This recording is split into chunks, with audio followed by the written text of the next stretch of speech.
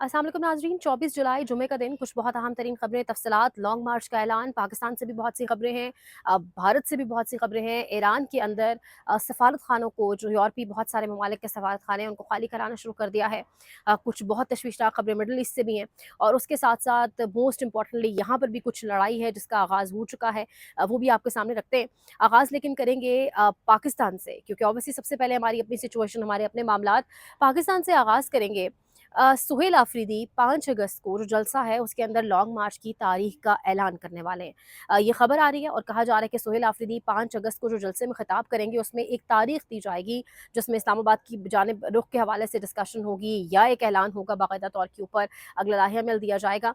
जैसे ही street agitation की बात हो रही है, अलीमा खान कल मर्दान पहुंच रही हैं, परसों एबटाबाद पहुंच रही हैं। पिछले वीकेंड पे भी हमने उन्हें देखा वो आवाम को मोबिलाइज कर रही थी, सवात गई, बुनेर गई। अब अलीमा खान साहिबा जब कल पहुंच रही हैं वो अपने ओन पे लोगों को मोबिलाइज कर रही हैं। सुहेल आफरीदी के हवाले से खबरें आ रही हैं कि वो 5 अगस्त को जलसा करेंगे, उसमें ऐलान करेंगे।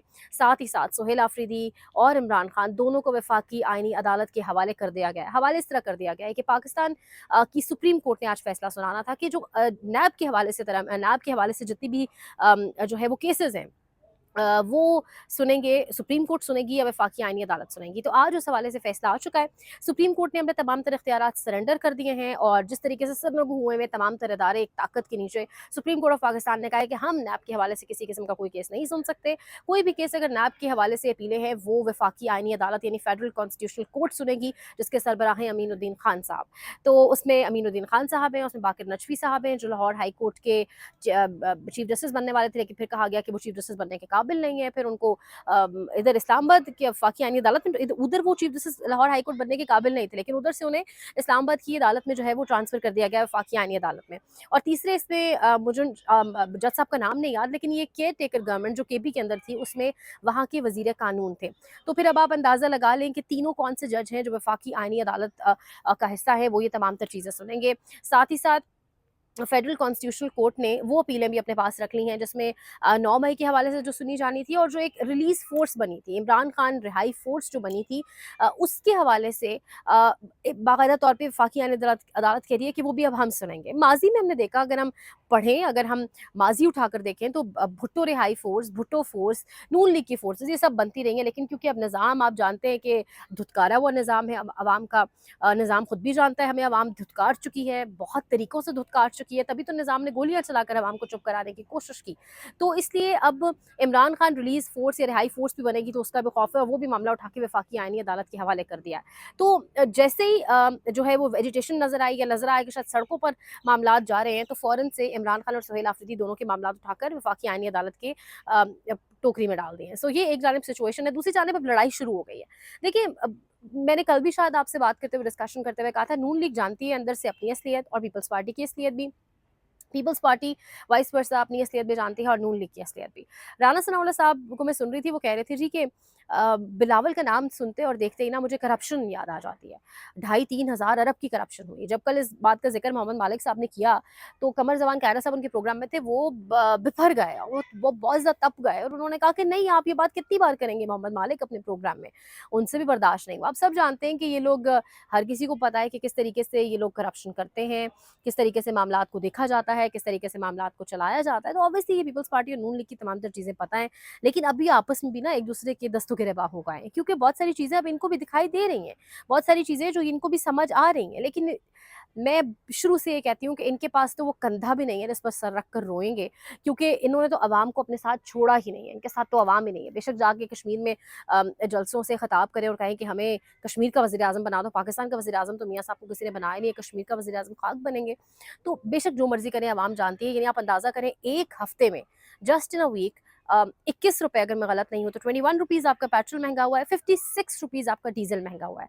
ये वही मुल्क है जहाँ मैं आपसे बार बार ये कहती हूँ, इसी जगह पर खड़े होकर जब मैं वीकेंड्स पे या किसी वीकडे वीलॉग करूँ, तो आपको बताती हूँ कि सोशल मीडिया खोलने का दिल नहीं करता। कहीं पर कोई खुदकुशी कर रहा है, कहीं पर कोई जेवर बेच के बिजली के बिल भर रहा है, उस मुल्क के अंदर एक हफ्ते में 21 रुपए पेट्रोल, 56 रुपीज़ डीजल। हमारे ही खत्ते के अंदर श्रीलंका है, हमारे ही खत्ते के अंदर बांग्लादेश है, भारत है, 1 रुपया एक रुपया नहीं बढ़ा। हमारे खित्ते के अंदर अफ़गानिस्तान है जहाँ हमसे कम इंक्रीज़ आया, लेकिन हम क्योंकि हमारी पेट्रोलियम डेवलपमेंट लेवी की मद में ही हम इतना टैक्स समेट लेते हैं, हम हुकूमत जो है वो खुद भी अब लूट रही है। और हुकूमत ने साथ ही साथ कंपनीज़ को भी कह दिया, ऑयल प्रोडक्शन कंपनीज़ को, ओगरा को, कि जी आप भी जितना लूट सकते हैं ना, आप भी आराम सुकून से जो है वो लूटें। तो ये इस वक़्त सारी की सारी जो है वो सिचुएशन बनी हुई है, ये हालात हैं।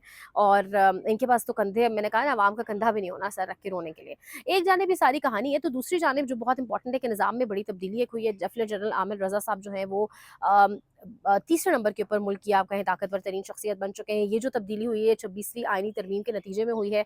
ऑल्दो 26वीं आईनी तरमीम को हुए हुए भी अब ऑलमोस्ट 7-8 मंथ्स हो चुके हैं, उसके बाद जाकर के ये हुई है, लेकिन फाइनली ये हो गई है तब्दीली। और जो है अब मज़ीद इसमें क्या है, खैर बातचीत की जाए। तो यहीं से अगर आगे बढ़े, ये तब्दीली भी हमारे सामने आ गई है।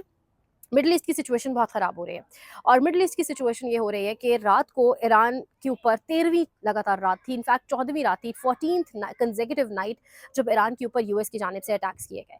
अब डोनाल्ड ट्रंप का यहाँ से बिल्कुल फ़ारिग है, यानी आई थिंक वो मेंटली रिटार्डेड है बंदा, उसका बिल्कुल दिमाग काम नहीं करता। जिस तरीके से उसने पहले एमओयू और ये जानता था ईरान भी, तभी ईरान भी अपने ओन प्रिपरेशंस कर रहा था, और ईरान जानता था कि हम एतबार इसके ऊपर नहीं कर सकते, ये जिस किस्म का शख्स है। अब डोनाल्ड ट्रंप ये कह रहा है कि ईरान तो कहता है ना कि आंख के बदले आंख, हम कह रहे हैं आंख के बदले सर। मार्को रूबियो कह रहे हैं कि डोनाल्ड ट्रंप तो इस पॉलिसी के ऊपर है कि आंख के बदले आंख भी नहीं, आंख के बदले सर, यानी 2 कदम और आगे हम डायरेक्ट सर सर जो है वो उड़ाएंगे या सर लेंगे। फिर ये भी कह रहा है डोनाल्ड ट्रंप कि ईरान के जो फ्रोजन एसेट्स हैं, हम उनका इस्तेमाल करते हुए अगर अब किसी शिप को हॉर्मुज के अंदर डैमेज किया गया, अटैक किया गया, तो हम उन पैसों से फिर जो है वो जो ईरान के फ्रोजन एसेट्स हमारे पास है, यानी आप कैसे कन्फिस्केट कर सकते हैं किसी दूसरे मुल्क के असासों को। एक तो वो आपके पास भी हैं, फ्रोजन एसेट्स भी हैं, उसके बाद आप उन्हें इस्तेमाल भी अपने ऊपर ही करेंगे। ये जंग किसने मुसल्लत की? ये जंग अमेरिका और इसराइल ने मुसल्लत की। पूरी दुनिया इस जंग की लपेट में आ चुकी है। मिडल ईस्ट के अंदर तेहरान में पिछले 2 दिन में पहले फ्रांस और बर्तानिया और अब आज जर्मनी और शुमाली कोरिया के सफारत खाने बंद हो चुके हैं। क्या कोई पेशगी इतला दे दी गई है? प्रीएम्प्टिव मेजर्स दिए जा रहे हैं? क्या जान चुके हैं कि इसराइल और मिलकर अमेरिका कोई बड़ा हमला करने वाले हैं ईरान के ऊपर? क्योंकि इसराइल के अंदर शेल्टर्स भी बाकायदा तौर पे दोबारा खोल दिए गए हैं, तो चीज़ें जा किस तरफ रही हैं? बहुत बड़े लेवल के ऊपर बिल्डअप हो रहा है। लेट मी टेल यू, पूरे मिडल ईस्ट के अंदर बहुत बड़े लेवल के ऊपर बिल्डअप हो रहा है। B-1 B-2 बॉम्बर्स, लड़ाका तैयारे, रिफ्यूलिंग टैंक्स, इन सबको जो है वो बड़ी तादाद में जो है बड़ी बड़ी ट्रैफिक इस वक्त जो है वो मिडल ईस्ट की जानिब जा रही है। ऑल्दो कतर बहुत करीब है ईरान के, तो कतर से कुछ एक्स्ट्रा फौजी जो ट्रूप्स हैं वहाँ पर अमेरिका के, उनको वहाँ से हटा दिया गया है, लेकिन उसके बदले में ये जो चीज़ें पहुँचाई जा रही हैं इसराइल में बहुत बड़ी तादाद में पहुँचाई जा रही हैं। ये इस वक्त सारी सिचुएशन है। ईरान भी जवाबी कार्रवाइयाँ कर रहा है, और ईरान बिल्कुल हक रखता है। ईरान ने बहरीन के अंदर अमेज़न डाटा सेंटर जो है वो उसको उड़ा दिया है, अटैक किया है उसके ऊपर। कल रात जो अटैक्स हुए वो इतने सनसनीखेज़ थे, जो ईरान के ऊपर हुए इतने सनसनीखेज़ थे कि पता नहीं कितने हज़ार पाउंड्स के वज़नी बम जो हैं वो गिराए गए हैं। उन बमों के हवाले से ये कहा जाता है कि वो पहाड़ों को फाड़ कर भी जो है वो जाकर अपने टारगेट को जो है वो तबाह कर सकते हैं। तो ये इस वक्त तमाम तर सिचुएशन है, ये इस वक्त तमाम तर हालत है। अब आप अंदाज़ा करें इस हद तक लड़ाई को ले जाया जा रहा है, इस हद तक जो है वो लड़ाई को खींचा जा रहा है। बहुत लोग कहते थे मिड टर्म इलेक्शंस हैं, Trump is concerned about mid term elections, या जो रिपब्लिकन्स हैं वो कंसर्न्ड है मिड टर्म इलेक्शंस के लिए। ऐसा कुछ भी नहीं लग रहा बज़ाहिर। ट्रंप ने शायद सिर्फ एक विक्ट्री बज़ाहिर दुनिया को दिखाने के लिए इस जंग से लेकर निकलनी है, लेकिन ट्रंप को विक्ट्री हासिल होगी नहीं होगी ये बहुत अहम है। ईरान पीछे हटने को तैयार नहीं है। पाकिस्तान खुदा ना खास्ता इसमें ट्रैप हो सकता है। मैं बार बार एक ही बात करती हुई अपनी हौसियों के हवाले से, क्योंकि पाकिस्तान के अंदर कुछ गैर सरकारी तर्जुमान जो है वो कल टीवी पे बैठ कर ये फरमा रहे थे, आमिर इलियास राना साहब, कि हम हौसियों को जवाब देंगे, हम यमन के हौसियों को जवाब देंगे। आप जानते हैं 2016 में जब यमन के खिलाफ फौज मांगी हमसे सऊदीया ने, हमने पार्लियामेंट में डिबेट भी की, जनरल हाइज शरीफ जो है वो तब थे, मुस्लिम लीग नून की ही हुकूमत थी, तब हमने नहीं स्टेप लिया, बड़ा सेन हमने काम किया।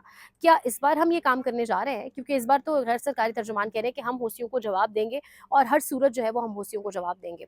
तो ये इस टाइम सारी सिचुएशन चल रही है। दूसरी जानिब भारत के अंदर, कल ही मैं आपसे इसी जगह पर गालिबन बात करी थी कि एक चीज़ बहुत डिफरेंट है भारत और पाकिस्तान के हवाले से, कि वहाँ पर सिर्फ डंडे चल रहे हैं, और वहाँ पर जो कुछ हो रहा है वो डंडे की जो है वो ज़ोर पर ही हो रहा है। डंडे ही मारे जा रहे हैं, लाठी चार्ज ही है। फिर भी वहाँ माएँ रो रही हैं जी कि बच्चों को कौन डंडे मारता है। लेकिन बड़ी इंटरेस्टिंग कुछ डेवलपमेंट सामने आई हैं। भारत के अंदर भी इंटेलिजेंस एजेंसीज़ जो हैं वो उनकी एक्टिवेट हो चुकी हैं। सलमान खान, शाहरुख खान, मेहदी हसन हैं, एक सहाफ़ी भी हैं और ट्विटर पर बहुत एक्टिव हैं, ख़ासतौर मिडल ईस्ट की जंग के हवाले से जो है बड़ी बात करते हैं। ग्लोबली हर चीज़ पर उनकी नज़र होती है। उन्होंने एक वीडियो पोस्ट की अपने इंस्टाग्राम के ऊपर कि Indian actors, Bollywood actors and actresses are afraid of Modi. इस वीडियो को ऋतिक रोशन जो इंडिया के एक्टर हैं उन्होंने लाइक किया, गालिबन शायद रीशेयर भी किया। उससे पता चला कि जो भारतीय आवाज़ें हैं या भारतीय एक्टर्स एक्ट्रेसेस किस कदर प्रेशर में हैं। उसके बाद खबर ये निकली कि सलमान खान को, शाहरुख खान को और आमिर खान को फोर्सफुली खामोश कराने की कोशिश की जा रही है। कॉकरोच जनता पार्टी जिस तरह से वहाँ एक्टिव हो चुकी है, वहाँ के वज़ीर तालीम का इस्तीफ़ा मांग रही है, वहाँ जितने लोगों को मारा गया है प्रोटेस्ट के अंदर उनके लिए इंसाफ मांग रही है, जो लोगों के अगेंस्ट केसेस किए गए हैं वो केसेस भी वापस मांग रही है, उनके कुछ बड़े इंपॉर्टेंट जो है वो एक जामा आपका है उनके पॉइंट्स हैं।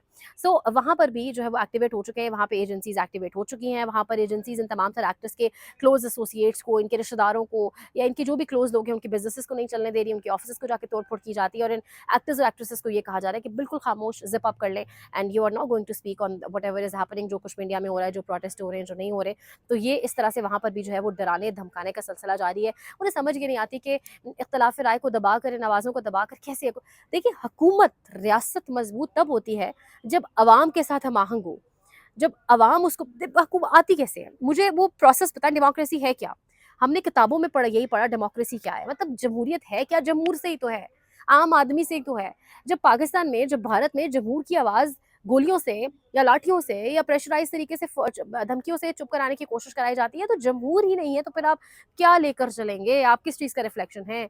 आप क्या हुकूमतें बनाएँगे? हुकूमत तो अवाम का रिफ्लेक्शन होती है, लेकिन बहरहाल अपनी करतूतों पर नज़र दौड़ाने के बजाय, ये भी मैं देख रही थी वहाँ पर फोर्सेस के बयानात चल रहे हैं जी कि हमने 200 सोशल मीडिया अकाउंट्स ट्रेस कर लिए हैं जो पाकिस्तान से काम कर रहे हैं और जो कुछ भी यानी भारत में हो रहा है वो पाकिस्तान के जो है वो तमाम तर जो है पाकिस्तान करवा रहा है। तो ये इस वक्त तमाम तर सिचुएशन हुई हुई है जी। अपने गिरबानों में ना इस हुकूमत ने झांकना है, ना भारत की हुकूमत ने झांकना है। और वो मोदी की एक वीडियो थी, वीडियो लंबी हो रही है, लेकिन मोदी ने ना कल एक वीडियो पैगाम जारी किया, जिस कदर टॉर्चरस किस्म की फ्रेमिंग है उस वीडियो पैगाम के अंदर। एक आम बंदा भी ना ट्राइपॉड अच्छा सा रख के अपनी फ्रेम सेट करके खुद भी बना सकता है, वो तो भारत का वज़ीर आज़म है, ना जाने उसका फोटोग्राफर कौन है, कौन नहीं है।